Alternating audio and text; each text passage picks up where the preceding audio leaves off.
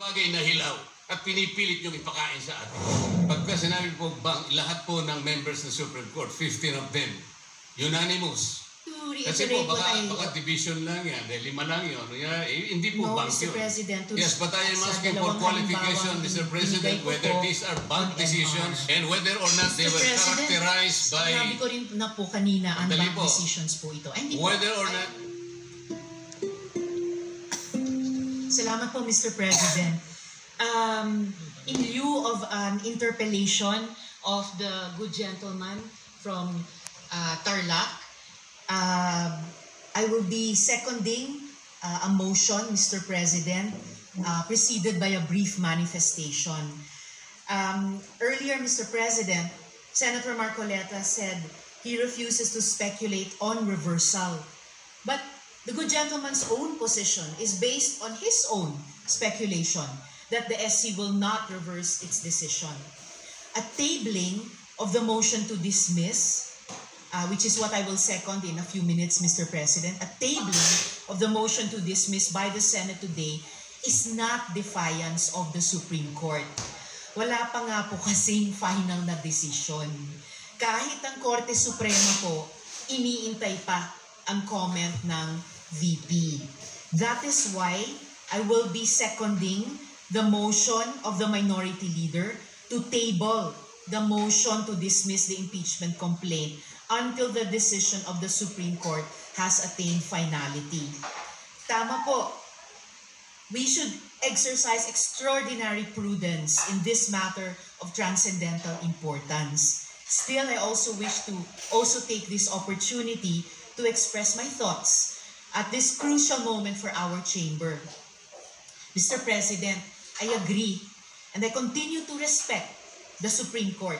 Hindi po magbabago iyan. But, Mr. President, hindi naman po ibig sabihin ng respeto ay pananahimik. Lalo na kapag inisip natin kung gaano kalaki ang nakataya dito. Magkaiba rin yung rumerespeto at yung bulag. Kaya naman, I will not be choosing silence, nor will I be turning a blind eye in the face of clear and unmistakable injustice. I am encouraged by the words of brave professors of the UP College of Law who in 2010 issued a sharp critique of the Supreme Court decision, Vinuya versus Executive Secretary, which said, the court cannot regain its credibility and maintain its moral authority without ensuring that its own conduct, whether collectively or through its members, is beyond reproach.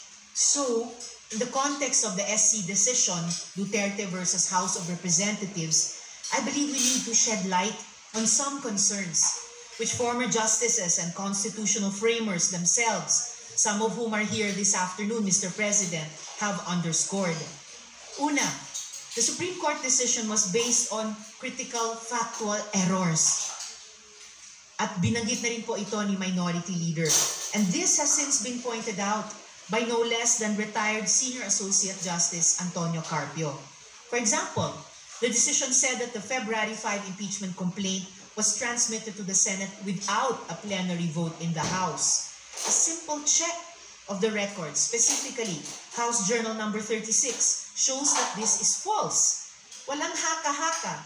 Those official records are plain for anyone to see. Sabi tuloy ni retired Chief Justice Renato Espuno, na siyang chairman ng Philippine Constitution Association, the Supreme Court was faced with a famine of facts necessary to make a decision invulnerable to constitutional assaults. Pangalawa, actions already taken under a prior and valid interpretation should be recognized as legally effective. Yan naman ay mula kay retired Justice Adolf Ascuna. The House of Representatives was operating under the regime of the legal doctrines in Francisco and Gutierrez, which held that the initiation of impeachment proceedings begins from referral. Kung unconstitutional pala na sundin ang legal doctrines, in the words of Justice Ascuna, that is legally unfair. Paano nga naman unconstitutional kung sinunod lang nila ang patakaran ng mismong Korte Suprema? Dagdag pa po, sa isang desisyon nitong 2020 lamang, Madreo versus Byron. Sabi ng korte na kung may pagbabago sa doktrina at interpretasyon ng batas, dapat prospective ang aplikasyon nito. At ang pangatlo at huling punto, mistulang nadagdagan ang requirements sa proseso ng impeachment na hindi naman nakasaad sa ating saligang batas. These new limitations, Mr. President, are not found in our fundamental law. Wala yan sa konstitusyon at kontra yan sa accountability. One disturbing example, sabi ng desisyon, kailangan daw na isumite na ang bawat ebidensya laban sa opisyales sa pag-file pa lang ng complaint sa House. Dapat ba naka-attach na ang bawat bank slip, public record o testimonya ng witness na ihaharap kahit wala pa silang proteksyon ng Senate Impeachment Court? Ang tanong tuloy ng marami, realistic ba yan? Paano kung ang impeachment ay laban sa mataas na opisyal na kayang-kayang magtago ng ebidensya o manakot ng mga potential witness? Bakit humaba yata ang checklist ng proteksyon para lang sa impeachable officials?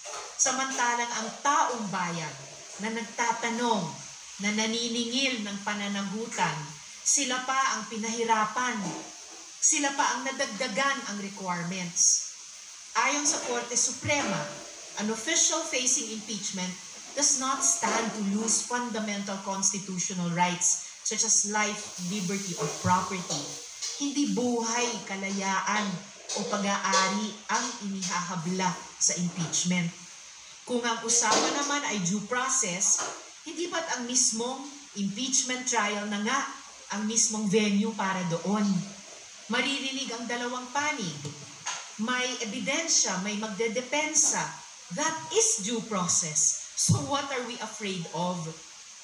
At tayo nandito rin po sa gallery ngayon, Mr. President, ang isa sa mga constitutional commissioners na si Christian Monsod. Eh di lalo po akong confident na mag-take exception sa isang sinabi kanina ng good gentleman mula sa Taguig at Pateros na dapat mahirap ang proseso ng impeachment. Kontra po doon ang pananaw ng Constitutional Commission kung mababasa po natin ang records ng deliberations ng komisyon, partikular sa panig ni Commissioner Regalado. Muli, patuloy natin nire-respeto ang Korte Suprema. Pero pwede mong respetuhin ang isang institusyon habang nagtatanong at pinag-uusapan ang kanyang desisyon. In Firestone Ceramics Inc. versus Court of Appeals, the court conceded that it is not infallible. Should any error of judgment be perceived, sabi nila, it does not blindly adhere to such error. In this jurisdiction, rectification of an error more than anything else is of paramount importance. In the 2010 letter that I mentioned earlier, the UP law professors said that the position of the Supreme Court as the final arbiter of all controversies requires competence and integrity completely above any and all reproach. A breach of these values, the professor said, does violence to the primordial function of the Supreme Court as the ultimate dispenser of justice. And the UP Law Dean who led that letter to the Supreme Court, walang iba po kundi ang nagsulat ng desisyon na ating pinag-uusapan. Dear Mr. President, dear colleagues, I believe this decision is of the highest public interest whose consequences will echo through time and history. Maraming taon mula ngayon, pag-aaralan at hihimayin ito ng lahat. Mula sa mga estudyante, mga journalist, mga political analyst, mga academics, at higit sa lahat ng ating mga kababayan. One day, and this day will come, history will judge all of us based on our actions today, August 6, 2025. When history comes to remember, let's hope we stood where it mattered, that even in the face of doubt, we did what was right and just. With deep respect for the Supreme Court, and all institutions of our country, Mr. President. I therefore second the motion to table the motion to dismiss the impeachment complaint until the decision of the Supreme Court has attained finality. Salamat po, Mr. President. Mr. President, quickly. Noted and entered into the records. Senator Marcoleta. Mr. President, unang-una, yung sinabi ko pong speculative, sapagkat it was not based on my own speculation. It was based on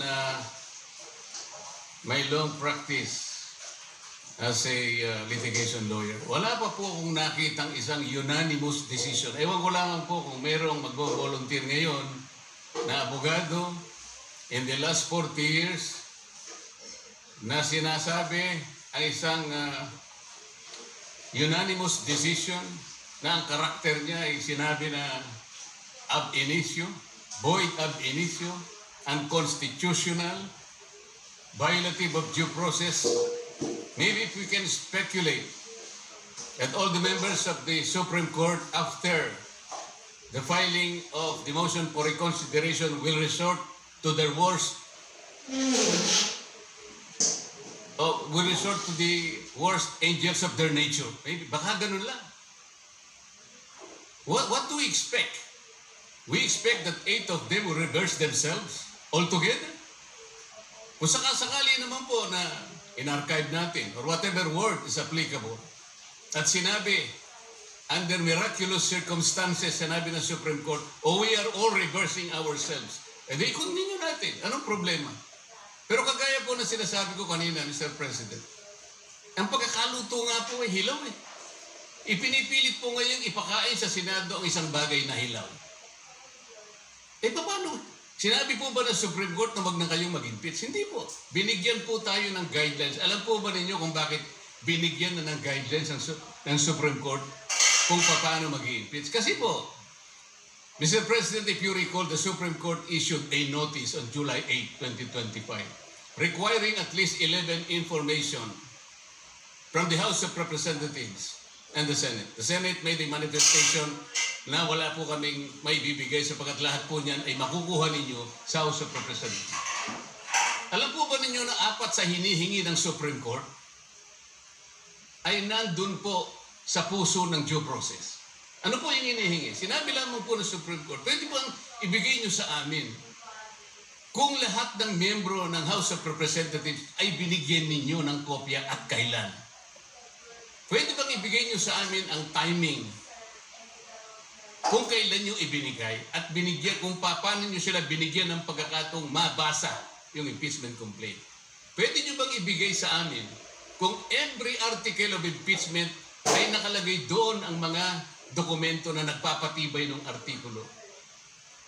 Pwede nyo bang ibigay sa amin kung nagkaroon sila ng pagkakataong talaga na mabasa yung impeachment complaint? Alam po ba ninyo kung anong sagot ng Solicitor General in behalf of the House of Representatives? Ito po yung sagot nila. It is the position of the House that these matters pertain to its internal proceedings, which have always been regarded as beyond the jurisdiction and scrutiny of this honorable court. Sa Tagalog po, wala po kayong pakialam dito sa amin. Yung inihingi po ninyo, kami lang po yun. Eh para tinatanong lang naman po eh. Binigyan nyo ba ng pagkakataon sila na mabasa? Bakit? Mahirap po ba sagutin nyo? Ano pa po sinabi? This is especially because the matters referred to the preparation, circulation, and perusal of the impeachment complaint as well as its attachment are not governed by a specific constitutional provision or the House rules. So dahil po wala sa Constitution at wala rin po sa House rules, ano po yun? Wardi-wardi na lang? So ibig sabihin talaga, kaya po pala ang dami kong kasama doon, wala talaga silang kopya. Ako nga po hindi nabigyan. Bakit hindi po kinakailangan bigyan lahat? Baka sakaling, malay po ninyo, baka pumirma ako, hindi ba? Ito yung tinatanong po ng Korte Suprema. Kaya lang po siya nakapagbigay ng additional guideline. Sa pagkakasipisipin nyo, sasabihin sa Korte, wala nang pong masamang tinapay ang Korte.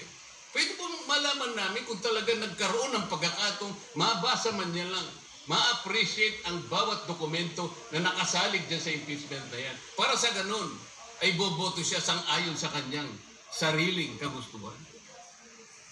Matibay ang gusto ng Korte Suprema. Gusto niyang makita na lahat ay dumaan sa kayusan. Hilaw nga po Mr. President. Kanina ko pa po pinaiintindi, hilaw. Ba't hindi po kayo magluto ng mas masarap na kanin? Para sa ganun po, hindi tayo mahirapan. Maghintay na lang po kayo ng 6 months. Pwede naman Ba't pinipilit po natin isang bagay na hilaw at pinipilit niyong ipakain sa atin?